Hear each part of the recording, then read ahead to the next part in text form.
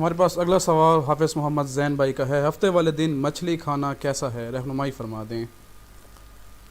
حافظ محمد زین صاحب، آپ کے سوال میں دو باتیں آپ کی خدمت میں رکھوں گا۔ نمبر ایک کہ ہفتے والے دن مچھلی کھانا یہ بالکل جائز ہے، بالکل مشروع ہے، اس پر کسی قسم کا کوئی گناہ، کوئی کراہیت موجود نہیں ہے۔ نمبر دو، زین بھائی جو آپ کا سوال ہے نا، اس سوال کے پیچھے تہ منظر موجود ہے، جسے کہتے ہیں نا بیک گراؤنڈ، پس منظر، تہ منظر موجود ہے۔ وہ کیا ہے؟ قرآن کریم میں موجود ہے، یوم السبت کے تحت سورۃ نمبر 2 سورۃ البقرہ پارہ نمبر 1 میں موجود ہے کہ ہفتے والے دن مچھلی کھانے میں بنی اسرائیل کی ایک قوم کو منع کیا گیا تھا۔ شاید آپ نے یہاں سے یہ بات لی ہے کہ جب ان کو منع کیا گیا تھا تو لہٰذا ہم ہفتے والے دن مچھلی نہ بھی کھائیں سیچرڈے کو، تو ہمارے لیے کسی قسم کی کوئی برائی ہو یا نہ ہو، لیکن یہ بات غلط ہے۔ یہ ایلا بستی جو بحیرہ کلزم کے قریب تھی، ان کے چند لوگوں کو منع کیا گیا تھا کہ آپ یہ چیز چھوڑ دیں۔ اس کا یہ مطلب نہیں ہے کہ امت محمدیہ کے لیے بھی حکم ہے۔ ان لوگوں نے نہیں چھوڑی تھی تو بعد میں ان کی فجعلناہا نکالا آیت کریمہ کیسے؟ فجعلناہا نکالا لما بین یدیہا وما خلفہا وموعظۃ للمتقین۔ قرآن کریم نے ان کو جو عذاب میں مبتلا ہونے کی بات کی ہے نا، تو یہ انہی کے ساتھ خاص ہے۔ میں یہاں آپ کو ایک بات مزید کر دیتا ہوں۔ سورۃ البقرہ سورۃ نمبر 2 اس کی آیت نمبر 208 اٹھائیں نا، یا ایھا الذین آمنوا ادخلوا فی السلم کافۃ ولا تتبعوا الشیطان ولا تتبعوا خطوات الشیطان انہ لکم عدو مبین۔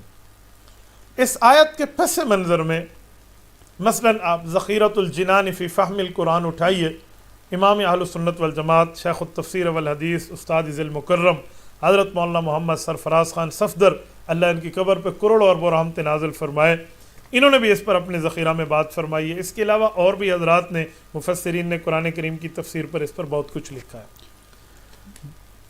کہ ایک پارٹی مسلمان ہوئی، وہ گروپ جو مسلمان ہوا پہلے یہودی مذہب رکھتا تھا، رسول اللہ صلی اللہ علیہ وسلم پر ایمان لایا، جن میں سیدنا عبداللہ بن سلام رضی اللہ عنہ سر فہرست ہے۔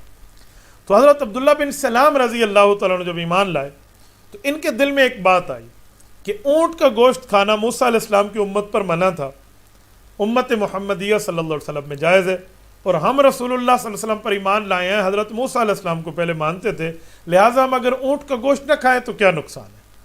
تو ٹھیک ہے، کوئی نہیں۔ حالانکہ بہت سے لوگ ہوتے ہیں جن نے اونٹنی کا دودھ نہیں پیا ہوتا، اور بہت سے لوگ ہوتے ہیں جن نے اونٹ کا گوشت بھی نہیں کھایا ہوتا، بہت سے لوگ ہوتے ہیں۔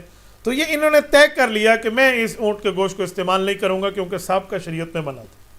یہ بات اللہ رب العزت کو پسند نہ آئی اور قرآن کریم کی آیت اتری، یا ایھا الذین آمنوا، اے ایمان والو، ادخلوا فی السلم کافۃ، مسلمان ہوئے ہو تو اسلام میں پورے کے پورے داخل ہو جاؤ، ولا تتبعوا خطوات الشیطان، شیطان کی پیروی نہیں کرنی، انہ لکم عدو مبین، وہ آپ کا کھلا دشمن ہے۔ اس سے سمجھ آیا کہ کوئی بندہ امت محمدیہ میں رہ کر پچھلی امتوں کے مسائل کو اس طرح لے جو یہاں موجود نہ ہو اور اس کی ضرورت بھی نہ ہو، تو یہ خطوات الشیطان کی پیروی ہے اور اس سے منع کیا گیا۔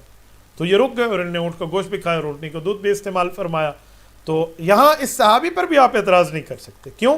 اللہ رب العزت نے جب یہ آیت شروع فرمائی ہے تو یا ایھا الذین آمنوا کا ٹائٹل ان کو عطا فرمایا، تو یہ سوچنے کے باوجود بھی یا ایھا الذین آمنوا ہے، تو کوئی صحابی پر کوئی نقطہ اٹھا کر کے جس نے ایسے سوچا تھا، بابا وہ تکمیل شریعت کے ایام تھے، ان دنوں میں شریعت مکمل ہو رہی تھی، نازل ہو رہی تھی، تو زیر تربیت تھے رسول اللہ صلی اللہ علیہ وسلم کے، تو بات آئی تو اللہ کے رسول صلی اللہ علیہ وسلم نے ان کو آیات سنا دی، تو بات بالکل صاف ہو گئی ہے۔ اب ہمارے لیے اعتراضات کا حق باقی نہیں رہتا، وہ اب بھی یا ایھا الذین آمنوا ہے۔ تو میرے دوستو، اسی وجہ سے ہفتے کے دن مچھلی کا مسئلہ بھی وہی تھا، تو ہفتے کے دن مچھلی کھانا بالکل جائز ہے، بالکل ٹھیک ہے۔ ایسی طرح کے خیالات جس میں ہم جامع بین الشریعتین بنے یا جامع بین الخیرین بنے کہ یہ بھی ٹھیک ہے اور یہ بھی ٹھیک ہے اور یوں بھی کر لیں اور یوں بھی کر لیں، تو یہ اپنے پیٹ کی تشریحات ہیں، اور اپنے پیٹ کی تشریحات پہ عمل کرنے سے ہمیں شریعت روکتی ہے۔ ہم نے اس پہ عمل کرنا ہے جس پہ ہمیں اللہ اور اللہ کے رسول صلی اللہ علیہ وسلم نے چلایا۔ تبارك الذي نزل الفرقان على عبده ليكون للعالمين نذيرا